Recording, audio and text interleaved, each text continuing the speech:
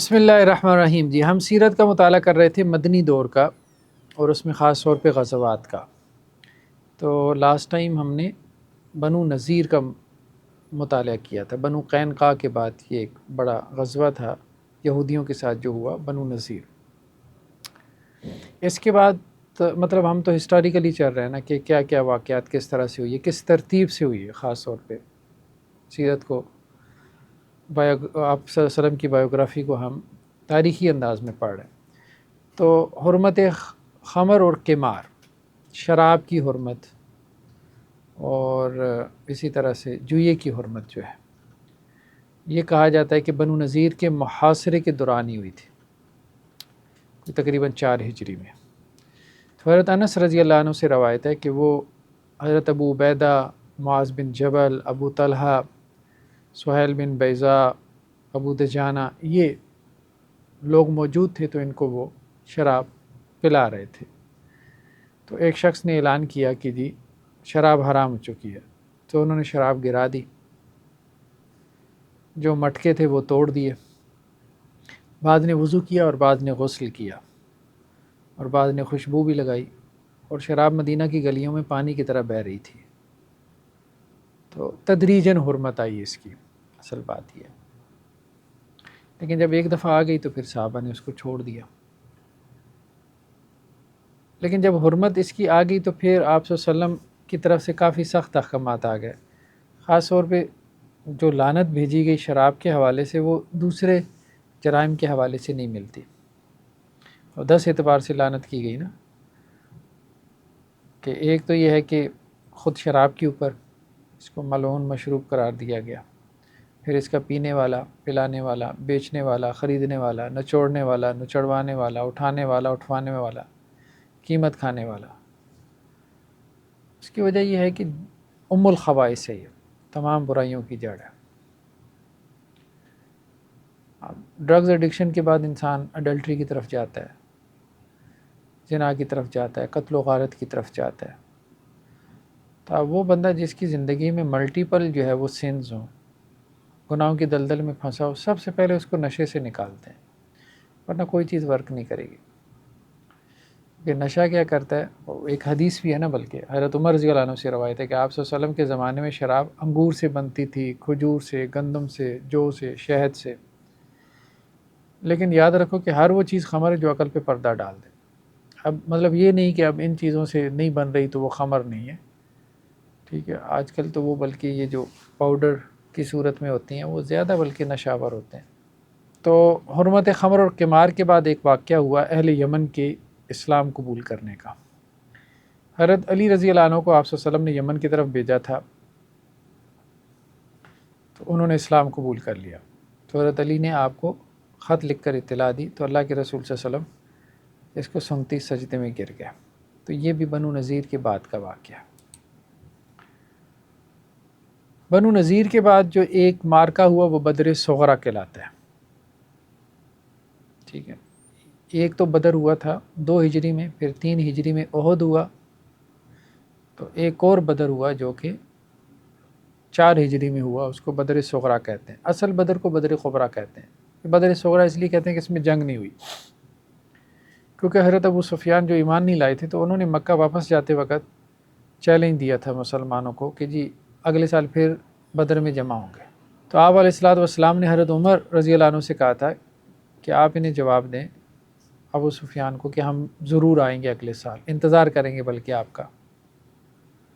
اب اگلے سال جو ہے وہ ابو سفیان ان کا جو ہے وہ جنگ پہ دل آمادہ نہ ہوا، لیکن انہیں اپنے کہنے کی لاج بھی رکھنی تھی، تو لہذا وہ کیا کرتے تھے، تو مدینہ جانے والے افراد کو یہ کہہ دیتے تھے کہ مدینہ میں جا کے کہیں کہ جی اہل مکہ نے بڑی تیاری کر رکھی ہے، ٹھیک ہے۔ تو اس طرح سے اپنے جاسوس بھی ارد گرد پھیلا دیے تاکہ وہ کہیں کہ جی مطلب بڑے تیار ہیں، ان کی ہیبت کا ڈنڈورا پیٹیں۔ ہمارے یہاں بھی کرتے ہیں نا، وہ پریڈز وغیرہ ہوتی ہیں، اس لیے ہوتی ہیں، اس میں اصلی کی نمائش کی جاتی ہے، وہ قوم کو تھوڑا دکھایا جاتا ہے، وہ مخالف قوم کو دکھایا جاتا ہے کہ بھائی ذرا احتیاط سے، تو اس لیے دکھایا جاتا ہے کہ حملہ کرتے ہوئے ذرا محتاط رہے، جلدی حملہ نہ کرے۔ تو نعیم بن مسعود اشجعی کے بارے میں آتا ہے ایک شخص، روایتوں میں ان کا ذکر ملتا ہے کہ یہ شخص مکہ آیا تو یہ پروپیگنڈا کرنے میں بے مثال تھا، مطلب پروپیگنڈا کرنے والے بھی وہاں پر ہوتے تھے، مطلب ادھار پہ کرائے پہ مل جاتے تھے، جیسے ہمارے ہاں وہ سوشل میڈیا انفلوئنسر ہوتے ہیں نا، سوشل میڈیا ہاں وہ یہ پالیٹیشین یہی تو کرتے ہیں۔ اب امریکہ کے انتخابات ہونے ہیں شاید آگے نومبر میں، تو انہوں نے کیا کرنا ہے، یہ سوشل میڈیا انفلوئنسر کو پکڑنا ہے، خریدنا ہے ان کو۔ صحافی خرید لیتے ہیں ہمارے ہاں، پولیٹیکل پارٹی یوں ہی کرتی ہیں نا، صحافی خرید لیے، جج خرید لیے، ٹھیک ہے، تو بس یہ شروع سے ہی سمجھیں کہ چلا آ رہا ہے سارا معاملہ۔ تو حضرت ابو سفیان نے اس سے کہا، نعیم بن مسعود اشجعی سے، کہ ہم مسلمانوں کے لیے ایک بڑا لشکر تیار کر رہے ہیں۔ تو اس نے کہا بھائی میں تو تمہیں یہ اطلاع دینے کے لیے آیا ہوں کہ مسلمانوں کے پاس بڑے بے تحاشا گھوڑے ہیں اور بڑا انہوں نے اسلحہ جمع کر لیا ہے، اور ان کے ساتھ تو جو ہے نا قبیلے کے لوگ بھی جو ہے وہ ملے ہوئے ہیں۔ اب مطلب یہ بھی تو وہ اپنا آ کے دی یہ وہ، اب مطلب میری خدمات لو تو اب وہ اس لیے بھی اس قسم کا مبالغہ کرتے تھے، حالانکہ مسلمانوں نے اس کو کوئی اپوائنٹ تھوڑا کیا تھا کہ جا کے تم یہ بڑک مار کے آؤ، ٹھیک ہے۔ تو وہ سوشل میڈیا والا آئے گا نا تو وہ آ کے آپ کو کہے گا اچھا اچھا چینل بنایا ہوا ہے، نہیں نہیں نہیں نہیں نہیں چلے گا، نہیں چلے گا، ہاں میں بتاتا ہوں کیسے چلے گا، خدمات لیں آپ تو وہ یہی معاملہ تھا۔ ہم مسلمان تو بڑی تیاری کر کے بیٹھے ہیں، بڑا گھوڑے اسلحہ اور یہ اور وہ، جو ہے نا قبیلے کے لوگ بھی ان کے ساتھ شامل ہو گئے۔ تو اب ابو سفیان جو ہے وہ تھوڑا سا ڈر گیا، کہنے لگے یار ہمارے یہاں تو قحط پڑا ہوا ہے، تو پھر ہم جنگ مؤخر ہی کر دیتے ہیں، پھر نہیں لڑتے۔ تو لیکن یہ ہے کہ میں یہ بھی چاہتا ہوں کہ وعدہ خلافی مسلمانوں کی طرف سے ہو، ہماری طرف سے نہ ہو، ٹھیک ہے۔ تو اب ابو سفیان نے بجائے اس کے کہ وہ خود کہتے کہ جی مجھے رکھو، ابو سفیان نے کہا کہ ہم تمہیں رکھتے ہیں، تم ہماری طرف سے مدینہ میں جا کے یہ اعلان کرو، ڈنڈورا پیٹو کہ ہم نے بڑی جنگی تیاری کی، افواہیں پھیلاؤ، 20 اونٹ تمہیں دیں گے، اور وہ ابھی سے میں نے ان کو دے دیے، سہیل بن عمر کو دے دیے، یہ تیرے ہو گئے بس۔ تو وہ ایک اونٹ ان کو ویسے ہی دے دیا ہے۔ وہ ابو نعیم صاحب جو ہے وہ تیز رفتار اونٹ لے کے مدینہ پہنچ گئے، ادھر سے عمرہ کیا، سر مونڈ کر مدینہ پہنچے، جی میں تو عمرہ کر کے آ رہا ہوں۔ اب اہل مدینہ والے نے بھی پوچھ لیا بھئی مکے والوں کا کیا حال ہے، وہ جی بڑے لشکر تیار کیے ہیں، بڑی تیاری کر رہے ہیں، یہ وہ، ان کا تو مقابلہ ممکن ہی نہیں ہے، تو لہذا آپ مدینہ کے اندر ہی رہو، باہر نکلنے کی ضرورت نہیں ہے ورنہ سارے مارے جاؤ گے۔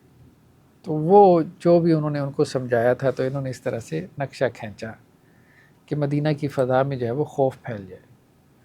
تو اب بعض مسلمان خوف کا شکار بھی ہو گئے، لیکن حضرات شیخین نے، حضرت ابوبکر، حضرت عمر رضی اللہ عنہما نے کہا کہ اللہ کے رسول صلی اللہ علیہ وسلم ہمیں ضرور جانا چاہیے، ہمیں اپنی کمٹمنٹ پوری کرنی ہے، بدر میں ہم نے پہنچنا ہے، وہ آتے نہیں آتے یہ ان کے اوپر ہے۔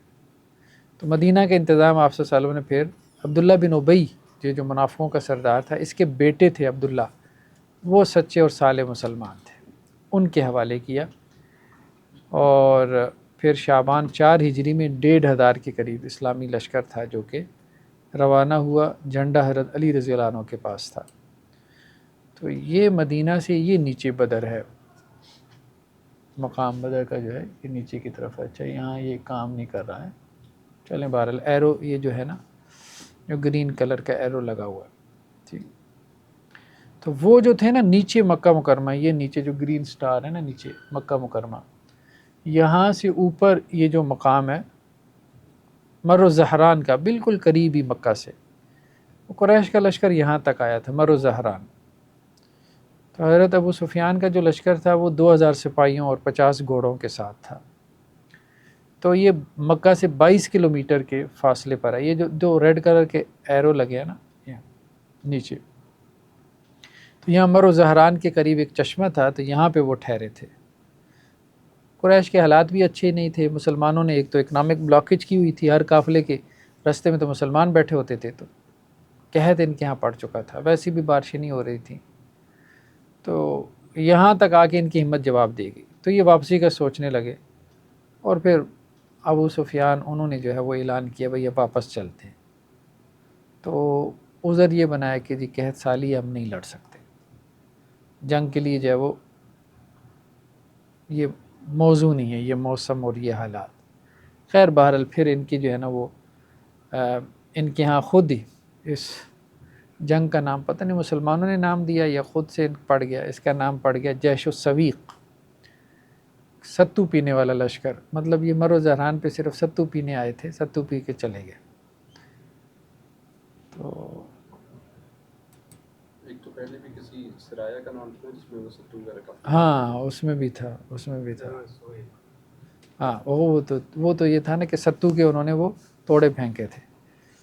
تو قریش میں اس سے پتہ چلتا ہے کہ ستو پینے کا رواج کافی تھا.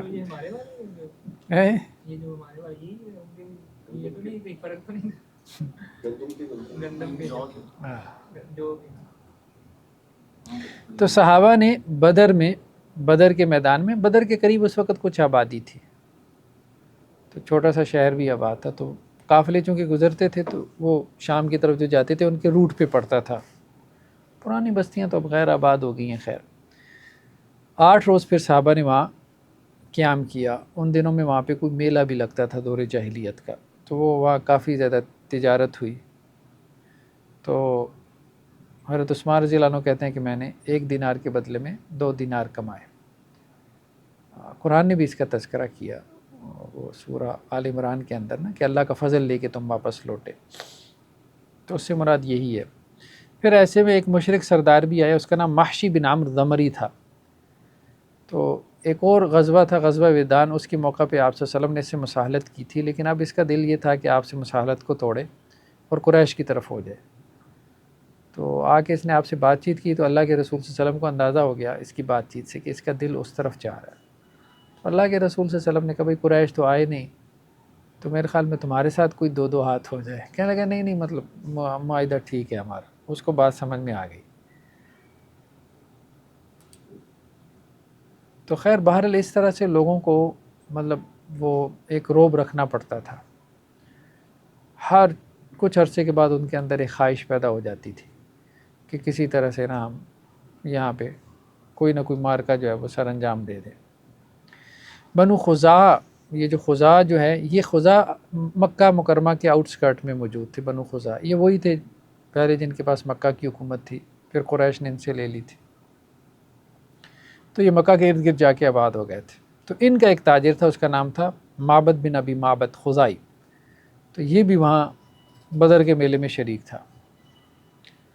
واپسی مکہ آنے پر اس نے اہل مکہ کو اسلامی لشکر کے بارے میں خبر دی کہ جی وہ 2000 لوگوں کے اوپر مشتمل تھا، اور اس نے بتایا کہ جی اللہ کے رسول صلی اللہ علیہ وسلم کی اس کے ساتھ کیا گفتگو یا ضمری کے ساتھ اس کو آپ صلی اللہ علیہ وسلم نے دھمکی بھی دی ہے. تو اب قریش کو شرمساری ہوئی کہ مسلمان تو وہاں پہنچ گئے اور ہم نے کہا تھا کہ جی ہم پہنچیں گے. ٹھیک ہے، تو وہ ہوتا ہے نا گلی میں بچے کی لڑائی ہو جائے، کہتے ہیں آنا پھر شام کو آنا، کل آنا پھر دیکھیں گے. اب اگلا تو پہنچ جائے تو وہ بیچارہ پھر گلی میں نکلنے کی جگہ نہیں نہ رہ جاتا. تو اب یہ پھر قریش کو یہ شرمساری وغیرہ ہوئی، تو کہ مسلمان یہ سوچیں گے کہ ہم بزدل تھے، وعدہ خلاف تھے. خیر مسلمان جب واپس پہنچے ہیں تو حضرت عثمان رضی اللہ عنہ اور حضرت رقیہ جو آپ وسلم کی بیٹی تھی، تو ان کے ایک بیٹا تھا، اس کا نام تھا عبداللہ. یہ بات ہے اس کی آنکھ میں مرغ نے چونچ مار دی، تو وہ زخم اس بچے کا بگڑ گیا، اس کی اس سے وفات ہو گئی. تو وہ 6 برس کی بچے تھے. تو آپ صلی اللہ علیہ وسلم نے خود ان کی نماز جنازہ پڑھائی اور قبر میں جو ہے ہاں حضرت عثمان رضی اللہ عنہ کا نا ایک بیٹا تھا 6 سال کا، یعنی آپ صلی اللہ علیہ وسلم کا نواسا کہہ لیں. وہ مرغ نے نا اس کے آنکھ میں چونچ مار دی تھی مرغ نے، تو اس سے وہ بچہ بیمار پڑ گیا، زخم اس کا بڑھ گیا. پرانے زمانے میں اب ظاہری بات ہے طب وغیرہ کا علم اتنا وہ نہیں تھا، شرح اموات زیادہ تھی پرانے زمانے میں، شرح اموات زیادہ ہوتی تھی. وہ بچے کی پھر اسی سے ڈیتھ ہو گئی، 6 سال کا بچہ تھا. عبداللہ نام تھا. تو آپ صلی اللہ علیہ وسلم نے اس کی جنازہ پڑھائی. اور یہ اس وقت کا مطلب جب آپ واپس آئے ہیں نا اس سے، بدر صغرا سے جب آپ واپس آئے تب کا معاملہ۔ نیکسٹ جو معاملہ ہوا حضرت زینب رضی اللہ عنہ سے نکاح کا معاملہ ہے۔ ان کا پہلا نکاح طفیل بن حارث سے ہوا تھا حضرت زینب کا، دوسرا عبیدہ بن حارث سے ہوا تھا، یعنی زینب بنت خزیمہ۔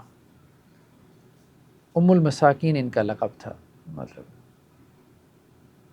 بہت زیادہ عبادت گزار تھیں اور مساکین پہ بھی بہت زیادہ خرچ کرتی تھی، تو اسی وجہ سے ان کا لقب ام المساکین پڑ گیا۔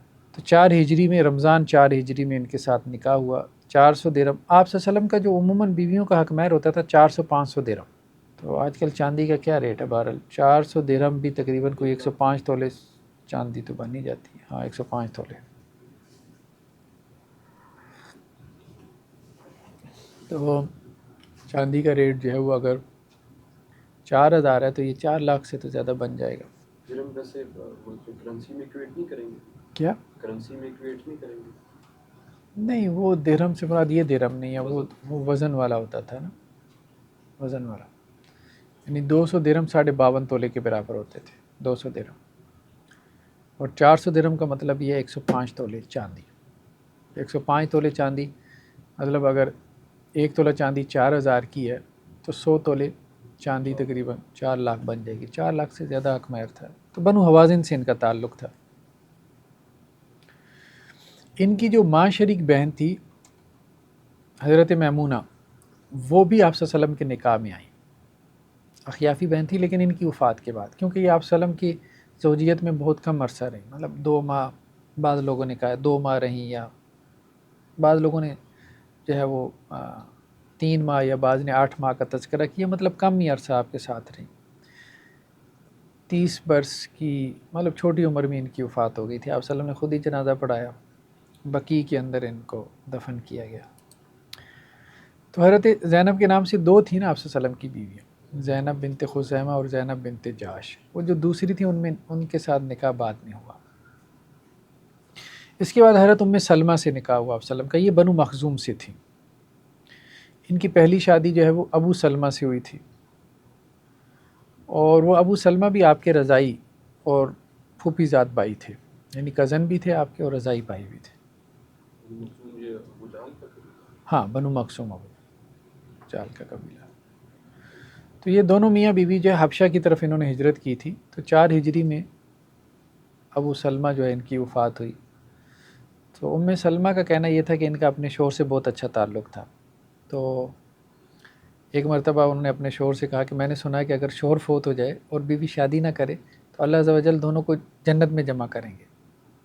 تو ہم یہ عہد کرتے ہیں کہ ہم میں سے کوئی فوت ہو گیا تو دوسرا شادی نہیں کرے گا۔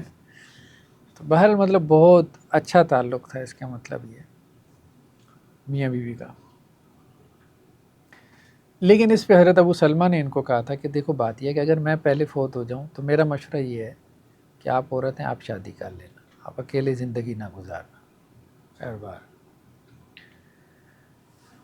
بلکہ وہ خود ہی بتاتی ہیں کہ انہوں نے مجھے دعا بھی دی کہ یا اللہ اگر میں پہلے فوت ہو جاؤں تو ان کو مجھ سے بہتر شوہر دینا۔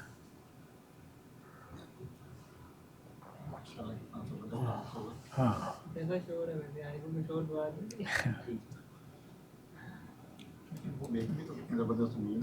بہرحال تعلق اچھا تعلق تھا ان کا۔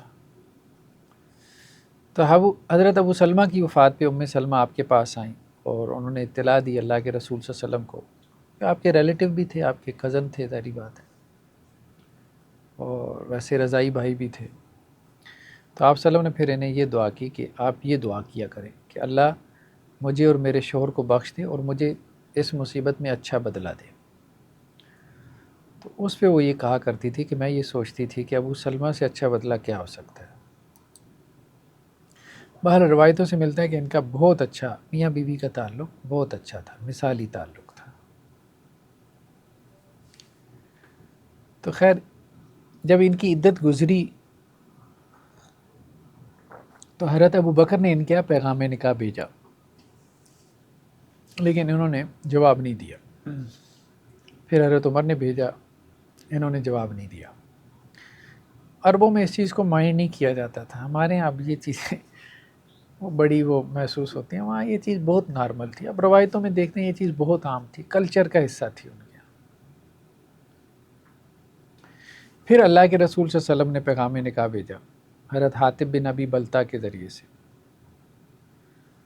تو اس پہ انہوں نے کہا 3 باتیں کہیں. ایک تو کہ جی مطلب میں شدید غیرت مند ہوں. اچھا آپ اس سے بھی ایک اندازہ لگائیں، حضرات شیخین نے بھی جو مطلب پیغام نکاح بھیجا، اب ایسا نہیں ہوتا تھا کہ ہر عورت کی طرف کو پیغام نکاح بھیجا جاتا تھا. بعض عورتیں جو ہے وہ خاندانی عورتیں تھیں. ایک تو اپنے قبیلے کی وجہ سے، بنو مخزوم قبیلہ تھا، اب ظاہری بات ہے یہ وہ سرداروں والا قبیلہ تھا، تو وہ خاندانی صفات آتی تھی ان کے اندر. ان خاندانی صفات میں ایک لائلٹی بہت زیادہ، مطلب وفاداری، یہ چیز اب یہ ان کی باتوں میں بھی جھلک رہی ہے. ایک بات انہوں نے کہی تھی میں تو شدید غیرت مند ہوں، مطلب سوکن برداشت نہیں کر سکتی. اب دیکھیں نا ان کے اپنے شوہر کے ساتھ بھی جو تعلق تھا نا وہ مطلب کیا ہے کہ میرے بعد شادی نہیں کرنی ٹھیک، میرے بعد شادی نہیں کرنی. حالانکہ انسان ایسے عام نہیں سوچتا زندگی میں، تو چلے سوچتا ہے ٹھیک ہے، زندگی وہ بندہ کہتا ہے بھائی ٹھیک ہے جب میں نہیں ہوں تو اگلا جو مرضی کرے. تو لیکن یہ ہے کہ بہرحال تو ایک تو انہوں نے کہا جی میں تو شدید غیرت مند ہوں، مطلب مجھ سے سوکن برداشت نہیں ہو سکتی. کیا نہیں، یہ صرف اتنی بات کی کہ میں شدید غیرت مند ہوں، اس کا معنی یہ کیا جاتا ہے کہ سوکن برداشت نہیں کرتا. دوسری یہ بات کہی کہ جی میرے بچے ہیں،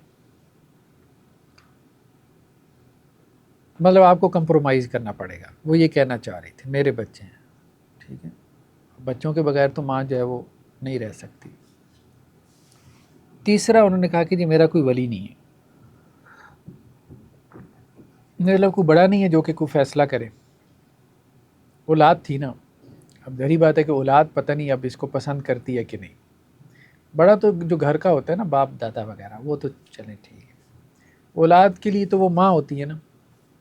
اب اولاد بھی ان کی جوان بھی تھی، ظاہری بات ہے، مطلب ادھیڑ عمر تھی یہ، اولاد جوان تھی. بلکہ ان کے بیٹے نے ان کا نکاح پھر کروایا، ان کے بیٹے نے آپ صلی اللہ علیہ وسلم سے نکاح کروایا. مطلب یہ ہے کہ وہ ظاہری بات ہے، ہاں ولی کے طور پہ. تو ایک بات تو اللہ کے وسلم نے یہ کہی کہ دیکھو جہاں تک معاملہ غیرت کا ہے نا، تو میں اللہ سے دعا کروں گا، اللہ تعالیٰ یہ جذبہ ختم کر دے گا غیرت کا.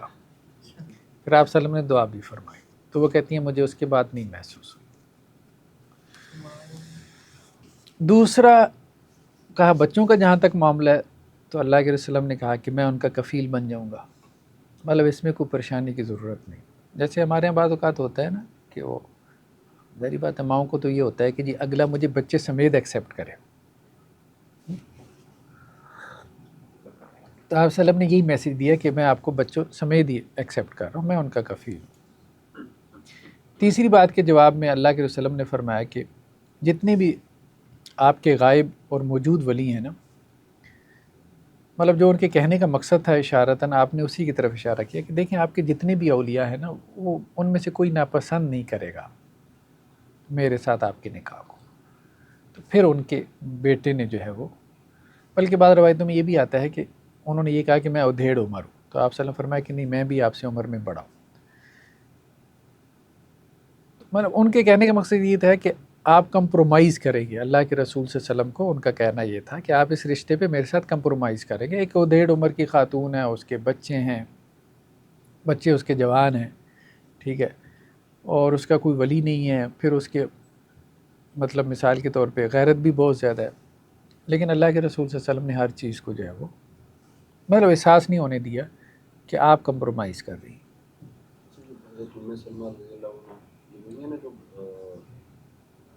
سب سے آخر میں یہ فوت، ہاں صلح حدیبیہ کے موقع پہ انہوں نے مشورہ دیا تھا.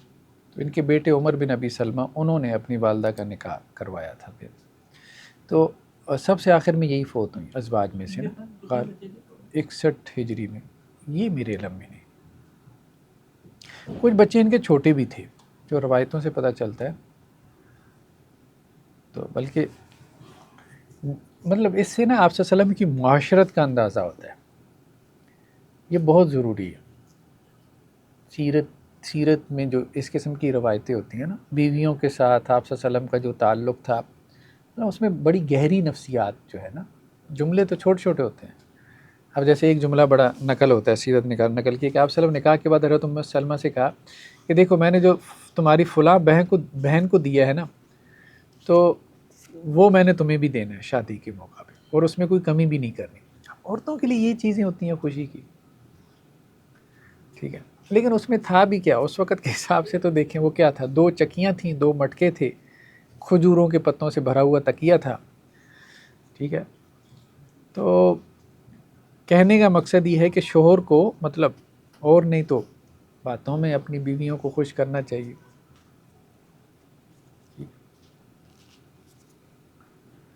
لیکن اس وقت میں تو اتنا بھی بہت ہوتا تھا، معیاری زندگی اتنا نہیں تھا۔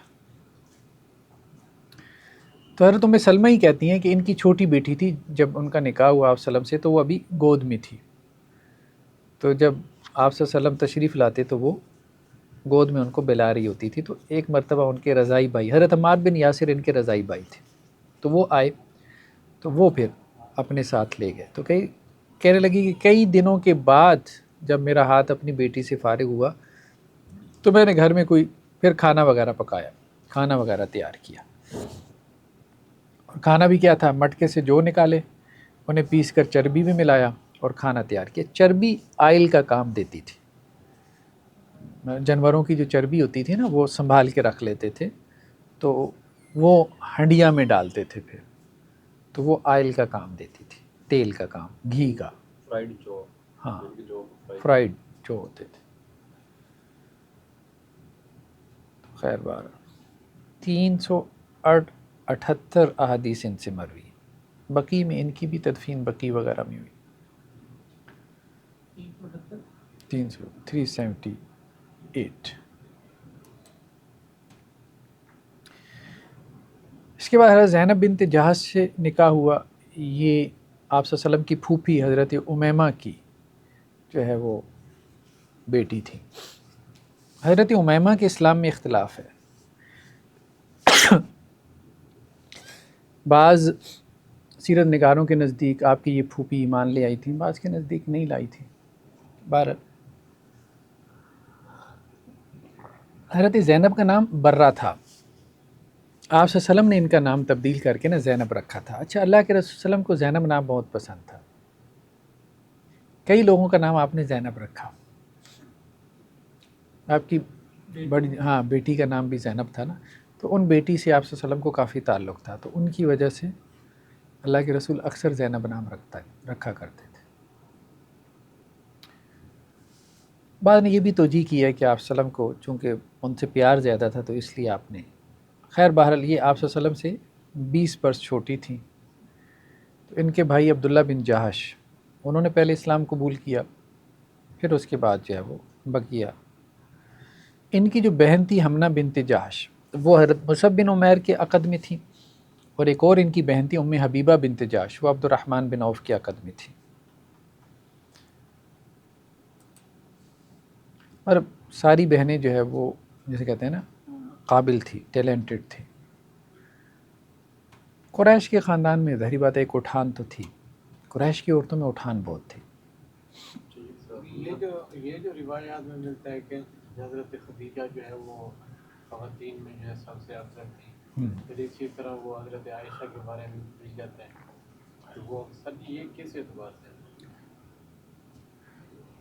مطلب اگر ہم کہیں کہ جی وہ اگر افضل تھی تو درجے میں یہ حضرت عائشہ جو ہے وہ کام ہوگی؟ نہیں، ویسے تو حضرت خدیجہ رضی اللہ عنہ کے بارے میں آتا ہے، روایات زیادہ اسی بات کی ہیں کہ عورتوں میں جو ہے وہ سب سے افضل حضرت خدیجہ ہے۔ تو جنت کی عورتوں کی سردار ان کو کہا گیا، حضرت جبریل علیہ السلام کا سلام ان کی طرف آیا۔ پھر حضرت عائشہ رضی اللہ عنہ کی تو واضح روایتیں موجود ہیں کہ مجھے غیرت بہت آتی تھی، کہ آپ وسلم جب کوئی قربانی کرتے تو کہتے تھے کہ خدیجہ کی سہیلیوں کو بھیج دو، تو بہت زیادہ تھا، یہاں تک کہ میں حضرت عائشہ کے بارے میں وہ روایت ملتی ہے کہ جی وہ محبت کے بارے میں حضور نے فرمایا کہ میں قلب کا میرے اختیار نہیں ہے۔ وہ تو حاضرین میں سے تھا نا، حاضرین میں سے تھا، حاضرین میں سے تھا، کیونکہ حضرت عائشہ تو خود کہتی ہیں کہ مجھے سب سے زیادہ غیرت حضرت خدیجہ سے آتی تھی۔ یہاں تک کہ میں آپ وسلم کو یہ کہتی کہ ایسے لگتا ہے جیسے دنیا میں خدیجہ کے علاوہ کوئی عورت ہی نہیں ہے، مطلب آپ کو اور بھی بیویاں ملی ہیں. تو آپ وسلم کہتے تھے کہ نہیں، مطلب انہوں نے میری اس وقت میں مدد کی جب لوگوں نے مجھے جھٹلا دیا. تو اللہ کے رسول صلی اللہ علیہ وسلم نے بہت یاد رکھا.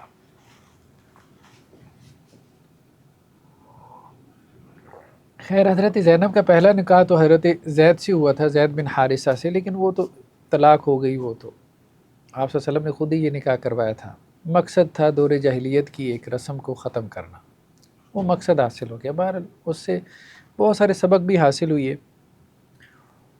ایک تو یہ ہے کہ غیر کف میں نکاح بعض اوقات نہیں چلتا، چل بھی جاتا ہے لیکن بعض اوقات نہیں بھی چلتا. لیکن اصل مقصد جو ہے وہ رسم کو توڑنا تھا کہ جو اڈاپٹڈ چائلڈ ہے، متبنہ ہے، اس کی جو ہے وہ بیوی آپ کی بہو نہیں ہے، اس سے نکاح ہو سکتا ہے.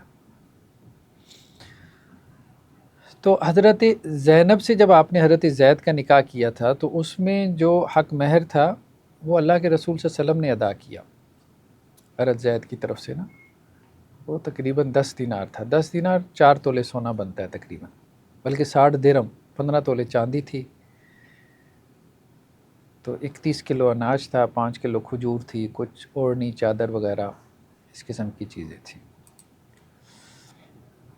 تو کوئی سال بھر شادی چلی ہے حضرت زید اور حضرت زینب کی. تو ایک مقصد تو طبقاتی تقسیم کو ختم کرنا تھا آپ صلی اللہ علیہ وسلم کا. جیسے ہمارے یہاں سید کی غیر سید سے شادی نہیں ہو سکتی، جیسے ہمارے یہاں اب ایک بنایا ہوا ہے. تو وہ طبقاتی تقسیم کو آپ نے توڑنا تھا. سر ویسے جو ان کا کنسیپٹ ہے کہ آگے جو نسل ہے آل رسول کی وہ آگے نہیں بڑھ سکتی اگر ہم غیر سید میں شادی کریں گے، تو سر اس کی اس بات کو سر نہیں مانا جائے گا؟ نہیں، ایسا نہیں ہے. اللہ کے رسول صلی اللہ علیہ وسلم کی دیکھیں جو نسل آگے بڑھی ہے وہ تو نرینہ اولاد سے نہیں بڑھی، وہ تو پہلی جو ہے وہ آپ وسلم کی بیٹیوں سے بڑھی ہے. حضور کا فرمان بھی ہے کہ میری جو نسل ہے وہ میری بیٹی سے آگے چلے گی.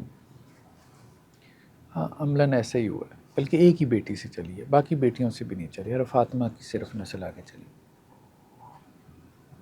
سر وہ اس تقدس اور پامال رکھنے کے لیے سر وہ کہتے ہیں غیر سید شادی جائز نہیں ہے. دیکھیں بات یہ ہے، اصل چیز تو عمل ہے نا. سیدوں کے جو حالات ہیں سیدھی سی بات نہ ہی پوچھیں شادی کے کیا حالات ہیں. تو اس چیز کو جو ہے وہ سمجھنے کی ضرورت ہے. عمل ہے بس. شیخ حضرت عثمان اور رقیہ کلثوم جو ہیں ان کی اولاد کا بہت کم سنا ہے، ان کی اولادوں کا بہت کم سنا ہے، مطلب ان کی آگے اولاد نہیں چلی. ہاں آگے اولاد نہیں چلی. حضرت رقیہ سے، حضرت ام کلثوم سے، حضرت زینب سے بھی اولادیں ہوئی ہیں لیکن آگے نہیں چلی، بچپن میں فوت ہو گئیں یا ایک دو نسل چلی، اس سے آگے نہیں چلی. جیسے امامہ بنت زینب کا تذکرہ ملتا ہے. حضرت امامہ بنت زینب کا، امامہ کا تو پھر نکاح بھی ہوا نا حضرت علی سے، لیکن آگے زیادہ نسل نہیں چلی.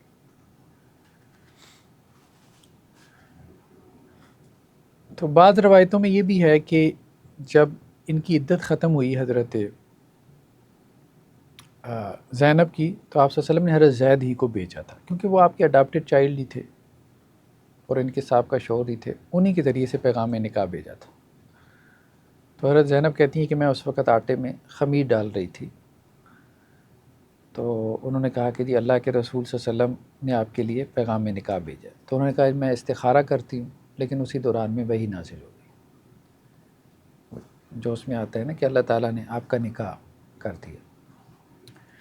یہ آج کل بھی جو لوگ اپنی بچیوں کا بعض رشتہ کرتے ہیں جس کے ساتھ کر رہے ہوں تو پھر اس کے بارے میں استخارہ کرتے ہیں. ہاں ٹھیک ہے، استخارہ تو بہت اچھی چیز ہے، بہت اچھی چیز ہے. استخارہ تو کرنا چاہیے. خود کرنا بھی ہاں خود کرے، بہرحال دوسروں سے کروانا یہ کوئی اتنا وہ لگتا نہیں ہے کہ ویلڈ ہے. کچھ لوگ مجھے بھی فون کر دیتے ہیں، میں تو انہیں یہی سمجھاتا ہوں بھائی خود سے 2 رکعت نفل نماز پڑھو. ساری بات ہے جتنے آپ کنسرن ہوں گے اپنی شادی کے حوالے سے مجھے کیا کنسرن ہے سیدھی سی بات ہے. تو لیکن لوگوں کو نہیں سمجھ میں آتی. لوگوں کو لگتا ہے کہ جیسے ساری بات ہے ان کو کوئی خواب آ جائے گا یا اور استخارہ اللہ سے بڑا استخارہ بندہ ریگولر کرے ہاں ریگولر کریں. ریگولر کرنے کے باوجود بھی وہ کام ہو بھی جائے اور اس کے بعد وہ کام مطلب کہ وہ چلے نہ معاملہ، تو پھر اس کے حوالے سے دیکھیں اصل بات یہ نہیں ہے، اصل بات یہ ہے کہ آپ نے اللہ سے خیر طلب کیا، ٹھیک ہے. اب دیکھیں نا یہاں کیا خیر پیدا ہوا، اصل بات یہی ہے. ایک شادی سال بھر چلی ہے لیکن اس سے خیر کیا پیدا ہوا، ٹھیک ہے، کہ ایک رسم کا خاتمہ ہو گیا. خیر تو پیدا ہوتا ہے. آپ خیر کا ایک سوال ہاں ہاں آج کے دور میں جو لڑکا اپنی شادی کے حوالے سے بھی استخارہ کرتا ہے، ریگولر مشورہ بھی کرتا ہے، دعائیں بھی کرتا ہے، نماز کا بھی پابند ہے، اس کے باوجود بھی اس کی شادی نہیں چلتی، تو پھر مطلب کہ وہ اس کے بعد میں اگر وہ ذہن میں سوچے کہ میں نے تو سارے اس حدیث پہ عمل کیا. میں وہی بات کر رہا ہوں. اصل بات یہ ہے کہ انسانی ذہن محدود ہے نا. آپ خیر کا ایک پہلو دیکھ رہے ہیں، ٹھیک ہے، آپ صرف خیر اس میں دیکھ رہے ہیں کہ رشتہ چل گیا تو یہ خیر ہے، رشتہ نہ چلا تو یہ شر ہے. حالانکہ بعض اوقات وہ رشتہ جو ہے اس کا نہ چلنا آپ کے لیے خیر ہوتا ہے. ہیں؟ ہوا کیوں تھا؟ ہاں ہاں یہی ہوا کہ ہوا کیوں تھا، اگر وہ چلنا نہیں تھا تو ہوا کیوں تھا. دیکھیں بات یہ اللہ تعالیٰ نے دنیا کو آزمائش بنایا. اللہ تعالیٰ نے آپ کو پاسنگ مارکس دینے تھے، ٹھیک. ایک سوال اللہ نے آپ کو ڈالنا تھا، وہ اللہ نے ڈالا، آپ اس میں کامیاب ہو گئے. وَسَرِّحُونَ سَرَاحًا جَمِيلًا، اچھے طریقے سے آپ نے رخصت کر دیا، آپ پاس ہو گئے، بس آخرت کی آزمائش میں کامیاب ہو. اصل میں ہم لوگوں نے اس چیز کو زیادہ حساس لے لیا. نکاح طلاق عرب معاشرے میں بہت عام چیز تھی، مطلب نارمل ہوتا تھا، ٹھیک ہے، نارمل چیز تھی ہمارے یہاں. پھر عام ہی ہو گئی ہے. آپ نے کچھ نارملائز کرنے کی کوشش کی ہمارے نارمل ہو گئی طلاق، تو یہاں پہ ہمارے یہاں بھی تو نہیں ہمارے یہاں دیکھیں، ہمارے یہاں نارملائز نہیں ہے. دیکھیں وہ سارا غصے میں کرتے ہیں. عربوں میں یہ نہیں تھا کہ غصے نکالتے تھے، نہیں بھائی نہیں ہو رہی چلو بھائی علیحدہ ہو جاتے ہیں. عورت بھی خوش مرد بھی خوش، یہ نہیں کہ اندر کو غصہ پالا ہوا ہے. ایک شادی ہو رہی ہے عورت کی، پھر دوسری ہو رہی ہے، دوسرا چھوڑ رہی ہے، پھر تیسری ہو رہی ہے. بعض اوقات ٹھیک ہے شہادتیں بھی ہو رہی تھیں جنگ و جدال کی وجہ سے، وہ بھی معاملہ تھا. 4 5 شادیاں بھی صحابیات کی آپ کو مل جاتی ہیں. عام تھا، مطلب غصے نہیں بھرے ہوتے تھے ان کے. نہیں ہوئی تو چلو ٹھیک ہے بھائی آگے چل جائے گی. ہمارے یہاں کیا ہے، غصے میں ساری زندگی اس سے نکلتی ہی نہیں ہے نا، پھر نفرتیں پال لیتے ہیں. قرآن کا سَرِّحُونَ سَرَاحًا جَمِيلًا، اچھے سے رخصت. دیکھیں ایک کانٹریکٹ ہے نا، ایک کانٹریکٹ ہے، بھائی نہیں چلا، چلانے کی کوشش کی، بھائی نہیں چلا کوئی بات نہیں، چلو دوسرا کر لیتے ہیں. مطلب ایک دوستی تھی نا، نہیں چلی، چلو کوئی اور دوست بنا لیتے ہیں. لیکن اب اتنا سمپل نہیں ہے.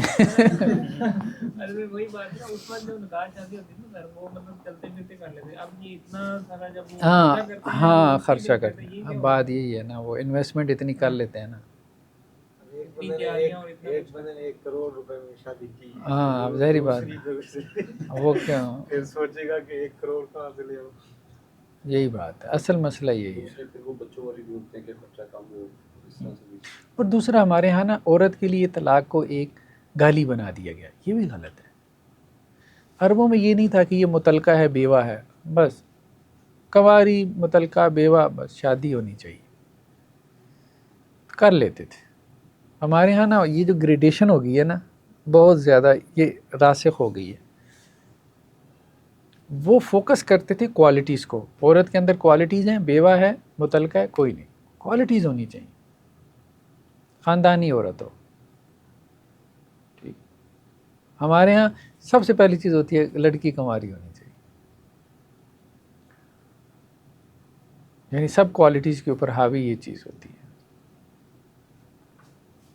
خیر بہرحال اس کے فوائد بھی ہیں اپنی جگہ پہ. لیکن تو حضرت زینب جو ہے انہوں نے جب یہ خبر سنی تو کہا جاتا ہے 2 ماہ تک انہوں نے شکرانے کے روزے رکھے. پھر یہ بعض روایات میں یہ بھی ہے کہ ان کی کنیز تھی سلمہ، انہوں نے انہیں یہ بشارت دی تو انہوں نے اپنا سارا زیور اسے انعام میں دے دیا. مطلب ان میں یہ بھی کلچر تھا، جب کوئی خوشخبری ملتی تھی تو اس کے بدلے میں کوئی نیکی کرتے تھے. تو بعض روایتوں میں یہ بھی ہے کہ زینب نے آپ وسلم سے پوچھا کہ جی یہ کیسا نکاح ہے جس میں کوئی خطبہ نہیں ہے، کوئی گواہ بھی نہیں ہے. تو اللہ کے وسلم نے فرمایا کہ اللہ نکاح کرنے والا ہے اور جبریل اس کے گواہ ہے. تو 5 ہجری میں یہ نکاح ہوا تھا. زیادہ معروف قول یہی ہے. حجاب کے یا ستر کے احکامات 4 ہجری میں نازل ہوئے تھے. زینب بنت جوش کے بارے میں زینب بنت جحش.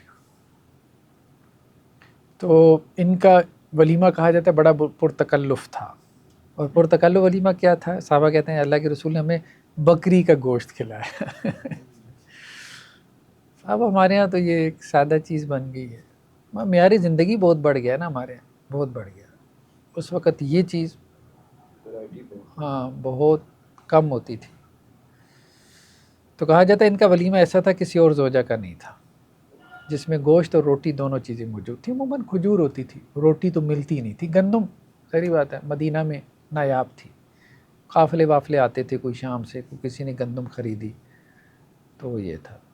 سر یہ مطلب اپنے گھر سے ایسے ہی باغی تھی اللہ کے نبی نے کیا کیسے مطلب کہا کہ ان کا ہو وہی ہے کیا بتایا؟ ہاں وہی میں یہی الفاظ تھے نا، زوجنا کہا کہ ہم نے ان کا نکاح آپ سے کر دیا. اس لیے اس پہ فخر کرتی تھی نا. وہ کہتی تھی کہ باقی ازواج کے مقابلے میں میرا درجہ اس لحاظ سے بہتر ہے کہ اللہ نے میرا نکاح 7 آسمانوں کے اوپر کیا. وہ اس پہ فخر کیا کرتی تھی. پیٹ کیسے بھرتا ہوگا؟ کھجوروں سے تو پیٹ نہیں بھرتا. مطلب پھر یہ کیسے، مطلب ان کی لائف اتنی ٹف تھی تو کیسے وہ نہ دودھ سے بھرتا ہے پیٹ نہ کھجوروں سے؟ بس ایسا ہی ہے. ان کا پیٹ تھا. ہمارے یہاں تو جب تک 2 روٹیاں ہم کھا لیں ہمارا تو گزارا نہیں ہے. تو وہ کیسے لوگ تھے جو بس ایسا ہے. اتنی سخت لائف میں پانی بھی جا کے بھرنا تو کھجوروں سے کیسے بھر جاتے؟ اس کے بارے میں تھوڑی وضاحت کریں. بس یہ کہ انسان ویسے ایک بات ہے کہ یوز ٹو ہو جاتا ہے، عادی ہو جاتا ہے. لائف سٹائل بھی ایسا تھا، انسان ویسے یوز ٹو ہو بھی جاتا ہے. میڈیکلی بھی ڈاکٹرز بھی کہتے ہیں کہ چاہے نیند ہو چاہے بھوک ہو، یہ باڈی جو ہے اڈاپٹ کرتی ہے. کیونکہ آپ کم کرنا چاہیں کم کر سکتے ہیں، کم کر بڑھانا سکتے ہیں، چاہیں زیادہ بڑھا کرنا چاہیں تو زیادہ یہ کر. کوئی مطلب کہ اس میں ایسے صحت ہی کے خطرات ایسے نہیں ہی. ہوتے کہ آپ کم کھا رہے ہیں تو آپ کو خطرہ ہے.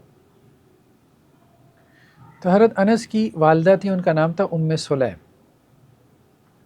تو آپ وسلم جب گزرتے تھے، بزرگ خاتون تھی، تو ان کے گھر کے پاس سے تو اسپیشلی ان کو سلام کر کے گزرتے تھے، کیونکہ حضرت انس آپ کے خادم تھے. اچھا اس سے آپ کی معاشرت کا بھی پتہ چلتا ہے نا، مطلب جن لوگوں کے ساتھ آپ کے تعلقات تھے تو آپ اہتمام کرتے تھے ان کے ساتھ سلام دعا کا. تو جب حضرت زینب سے نکاح ہوا تو حضرت سلیم نے بھی کہا کہ کچھ آپ صلی اللہ علیہ وسلم کی طرف بھجوانا چاہیے. تو انہوں نے حضرت انس سے کہا کہ کچھ تحفہ بھیجتے ہیں، تو کیا بھیجنا چاہیے؟ تو پھر گھر سے انہوں نے کھجور، کچھ گھی، کچھ پنیر وغیرہ وہ ملا کے اس کا ایک حلوہ سا بنایا تو وہ بھیجا. تو حضرت انس آپ کے پاس لے آئے تو آپ صلی اللہ علیہ وسلم فرمایا کہ جو بھی ملے اس کو بلا لاؤ. تو وہ بھی چھوٹے بچے تھے، کوئی 300 لوگ جمع ہو گئے. تو پھر آپ صلی اللہ علیہ وسلم نے اس کے اوپر کچھ کلمات پڑھے. تو بہت دفعہ میں کھانے کے اوپر جو ہے وہ برکت، اس کے تو بہت سے معجزات ہمیں ملتے ہیں نا. تو وہ پھر 300 لوگوں کے لیے وہ کافی ہو گیا. 10 افراد کی ٹولیاں بنا کے نا آپ صلی اللہ علیہ وسلم نے فرمایا کہ اللہ کا نام لے کے اس میں سے لیتے جاؤ. تو وہ خیر 12 لوگوں کو کفایت. تو سب لوگ جو ہے وہ انہوں نے خوب سیر ہو کے کھایا. اچھا اسی موقع پہ وہ آیات نازل ہوئی تھی کہ لوگ نا پھر اس کے بعد بیٹھے رہے. وہ جو قرآن میں آتے ہیں نا کہ جب نبی کے گھر میں تم کو دعوت دی جائے تو کھانا کھاؤ اور پھر چلے جاؤ، کیونکہ نبی جو ہے وہ اپنے حیا کی وجہ سے تمہیں جانے کا کہتے نہیں ہیں، تو باتوں میں نہ لگ جایا کرو. تو وہ اس موقع مطلب وہ حجاب کی آیات اسی موقع پہ نازل ہوئی. یہ حضرت زینب رضی اللہ عنہ کا جو یہ تھا معاملہ. دیکھو 300 لوگ آپ کے گھر میں کہاں پر آئے ہیں؟ بہت مسجد میں آئے تھے، گھر میں تو جگہ ہی نہیں. گھر میں ہاں یہ بات تو آپ کی ٹھیک ہے کہ حجرات میں تو جگہ نہیں، یا تو مسجد ہوگی یا پھر جو ہے وہ قریب کسی کی جو ہے وہ حویلی ہو جایا کرتی تھی عموماً ان مقاصد کے لیے جو ہے نا. یا ایھا الذین آمنوا لا تدخلوا بیوت النبی الا ان یؤذن لکم الی طعام غیر ناظرین. یہ والی جو آیات ہے سورہ احزاب کی. نبی کے گھر یہ نہیں بولا گیا، ہاں سمرا میں بھی یہ نہیں بولا. وہ پھر یہ بھی ایک بعض روایتوں میں آتا ہے کہ 10 ٹولیوں کی صورت میں لوگ آئے، 10 لوگ آتے تھے اور چلے جاتے.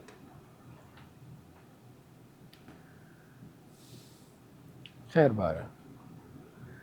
اچھا، کچھ مستشرقین نے مطلب اس واقعے کو جو ہے نا وہ بنیاد بنا کے نگیٹیوٹی تو خیر وہ پھیلاتے ہیں بہت زیادہ،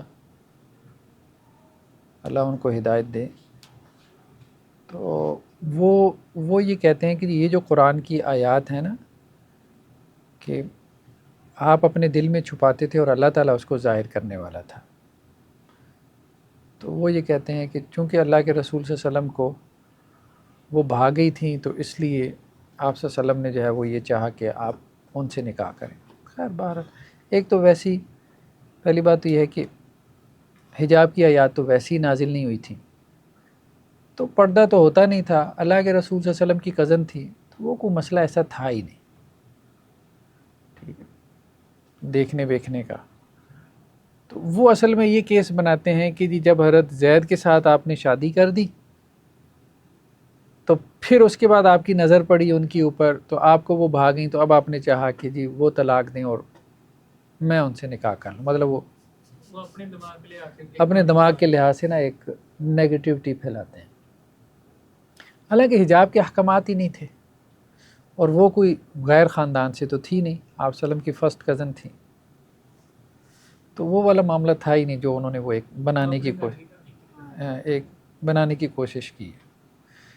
خیر بہرحال یہ زیادہ معاملہ چلا نہیں، لیکن اتنا ہوا کہ ایک جاہلیت کی جو رسم تھی وہ ختم ہو گئی۔ تو بہت کہا جاتا ہے کہ صلہ رحمی کرنے والی خاتون تھی، حضرت عائشہ رضی اللہ عنہا کہتی ہیں کہ میں نے آپ کی ازواج میں سے ان سے بڑھ کے کسی کو متقی، صلہ رحمی کرنے والی اور فیاض خاتون نہیں دیکھا۔ گھر کے کونے میں ایک چھوٹی سی مسجد بنائی ہوئی تھی انہوں نے، اور اکثر عبادت میں مصروف رہتی تھیں۔ اللہ کے وسلم نے کہا تھا نا کہ میری وفات کے بعد سب سے پہلے اپنی ازواج سے کہا تھا کہ تم میں سے وہ مجھ سے ملاقات کرے گی جس کے ہاتھ لمبے ہیں، تو ازواج کہتی بھی ہیں کہ ہم ہاتھ اپنے ملایا کرتی تھی کہ کس کے وہ لمبے ہیں، حالانکہ اس سے مراد یہ تھا فیاضی تھی، سخاوت مراد تھی، مطلب کنایا تھا نا، آج صبح ہی ہم نے اصول فقہ میں کنایا پڑھا ہے، تو یہ کنایا تھا۔ تو کثرت سے صدقہ اور خیرات کرنا، تو یہ کھالیں رنگا کرتی تھی، یہ جانوروں کی جو کھال ہوتی ہے نا رنگ کر کے اس کو جو ہے وہ مارکیٹ میں بیچتی تھی، صرف اور صرف صدقہ کرنے کے لیے، ضرورت نہیں تھی، اپنی ضرورت نہیں پوری کرتی تھی کہ صدقے کے لیے کوئی رقم میرے پاس جمع ہو جائے، تو اس کے لیے یہ کام کرتی تھی۔ حضرت عمر رضی اللہ عنہ کا یہ معمول تھا کہ آپ صلی اللہ علیہ وسلم کی وفات کے بعد نا کہ وہ ازواج کو خرچہ بھیجتے تھے، سالانہ خرچہ بھیجتے تھے۔ حضرت ابوبکر کے زمانے میں بھی رہا، حضرت عمر کے زمانے میں بھی رہا، لیکن ان کے بارے میں آتا ہے کہ جتنا آتا تھا حضرت عمر رضی اللہ عنہ کی طرف سے تو وہ مطلب یتیموں میں، بیواؤں میں خرچ کر دیتی تھی، مطلب بہت فیاض تھی، اپنے پاس نہیں رکھتی تھی۔ حضرت عمر رضی اللہ عنہ کو معلوم ہوا ایک مرتبہ کہ جو میں نے بھیجا تھا انہوں نے تقسیم کر دیا، انہوں نے اور بھیج دیا، چلیں ان کو صدقہ کا شوق ہے لیکن کچھ اپنے لیے رکھے، انہوں نے وہ دوبارہ وہ بھی تقسیم کر دیا۔ تو خیر بہرحال 20 ہجری میں 53 برس 53 سال کی عمر میں ان کی وفات ہوئی، بلکہ انہوں نے اپنا کفن بھی کہا جاتا ہے خود ہی تیار کیا ہوا تھا۔ حضرت عمر رضی اللہ عنہ نے ان کی نماز جنازہ پڑھائی، تو ترکے میں صرف ان کا ایک مکان تھا اور کچھ بھی نہیں تھا، تو وہ پھر بعد میں اموی دور میں مسجد نبوی کا حصہ بنا دیا گیا، کوئی 11 کے قریب ان سے روایات مروی۔ اس کے بعد جو ایک واقعہ ہوا دومت الجندل، دومت الجندل یہ ایک علاقہ تھا، یہ اوپر آپ دیکھیں نا، یہ اوپر سیدھا یہ جو ایرو مدینہ سے اوپر جا رہا ہے، دومت الجندل شام کے بارڈر کے اوپر، یہ عربوں کی ایک مقامی ریاست تھی، لوکل ریاست تھی عربوں کے اندر۔ یہاں بنو کلب ایک قبیلہ تھا جو آباد تھا، پیچھے شام میں تو غسانی ایک مسیح کرسچن جو سلطنت تھی وہ تھی۔ تو یہ غزوہ جو ہے نا دومت الجندل کا ہوا، یہ تقریباً کو مدینہ سے اوپر نارتھ میں شمال کی طرف، یعنی نیچے تو وہ اہل مکہ موجود تھے نا، یہ یمن والے تھے، تو اوپر نارتھ میں تو شام تھا یا یہ لوگ بیٹھے ہوئے تھے، تو یہ 480 کلومیٹر اوپر کی طرف تھا مدینہ سے۔ تو ان کے بارے میں آپ صلی اللہ علیہ وسلم کو جو ہے وہ اطلاع ملی کہ یہ لوگ جو ہے وہ قافلوں کو لوٹنا شروع ہو گئے، خاص طور پہ جو مسلمانوں کے آ جا رہے تھے، اور مدینہ کے اوپر یلغار کرنے کے لیے بھی وہاں جمع ہو رہے تھے. تو آپ صلی اللہ علیہ وسلم کو جب اطلاع ملتی تھی تو آپ خود وہاں پہنچ جاتے تھے. تو اللہ کے رسول صلی اللہ علیہ وسلم نے 1000 صحابہ کے ساتھ 5 ہجری میں یہاں اس علاقے کا رخ کیا. تو مدینہ میں آپ کے جو نائب تھے سبا بن ارطفا غفاری، یہ صحرا کے رستوں کے بڑے ماہر تھے. آپ صلی اللہ علیہ وسلم نے ہمیشہ ایکسپرٹس کو اپنے ساتھ رکھا، ہمیشہ ایکسپرٹ، بہترین لوگ، رستوں کے جاننے والے بہترین لوگ. عبداللہ بن اریقت کو آپ نے اپنے ساتھ رکھا سفر ہجرت میں، حالانکہ وہ نان مسلم تھا، رستوں کا ماہر تھا، اور یہ غیر معروف رستے سے لے کے گیا آپ کو، اور اس میں بھی رات میں سفر کرتے تھے، دن میں آرام کرتے تھے. مطلب یہ ساری اسٹریٹجی اختیار کی. تو وہاں پہ اچانک جو ہے وہ 15 دنوں میں یہ سفر طے ہوا، 480 کلومیٹر. ایک دن میں کتنا ہو گیا تقریباً؟ 15 دن میں ہوا تو تقریباً 20 کلومیٹر سے تو زیادہ ہی بن جاتا ہے ایک دن میں. ہاں 25 کلومیٹر تقریباً ایک دن میں. لیکن وہ لوگ جو ہے وہ مسلمانوں کو دیکھ کے وہاں سے بھاگ نکلے. تو بنو تمیم قبیلے کے کچھ اونٹ وغیرہ، کچھ مویشی مسلمانوں کے ہاتھ آئے. ایک آدمی بھی ہاتھ آیا، اس نے خیر وہ اسلام قبول کر لیا. واپسی میں وہاں ایک قبیلہ آباد تھا بنو فزارہ، اس کا جو سردار تھا یینا بن حسن فزاری نام تھا اس کا. اس نے آپ سے صلح کی درخواست کی. تو آپ صلی اللہ علیہ وسلم نے پھر اس کے ساتھ صلح کی. صلح کے معاہدے آپ کرتے تھے ارد گرد تاکہ لوگ شرارت نہ کریں یا قریش کے اس میں نہ آ جائیں. تو مدینہ سے 36 میل کے فاصلے پہ اس نے کہا کہ جی اتنی دور ہمیں اجازت دیں، آپ اپنے اونٹوں کو بکریوں کو ہم چرا لیا کریں. تو آپ صلی اللہ علیہ وسلم نے اجازت دے دی. تو خیر اس غزوے کی وجہ سے بھی ایک نفسیاتی روب بھی پڑ جاتا تھا. پھر باقی لوگ جو ہے نا ان کو پتہ چل جاتا تھا کہ بھائی اس نے تیاری کی، مسلمان سر پہ اگلے دن کھڑے ہو گئے، اس نے تیاری کی، مسلمان جو ہے وہ وہاں پہنچ گیا. تو اب وہ اس سے وہ ہوشیار ہو جاتے تھے. اگلا جو واقعہ تھا غزوہ بنو مستلق کا. یہ بنو خزاع کی ایک شاخ تھی. یہ تقریباً نیچے کی طرف آئے. یہ دیکھیں نا آپ، یہاں یہ سینٹر ہے، یہ سینٹر سے نیچے کی طرف جو ہے نا یہ مکہ مکرمہ کی طرف مرائسے ایک جگہ تھی. تو یہ ایک چشمہ تھا بنو خزاع کا. یہاں پہ جو ہے وہ مسلمان آئے. چلیں جی، سبحانک اللہم و بحمدک، نشہد ان لا الہ الا انت.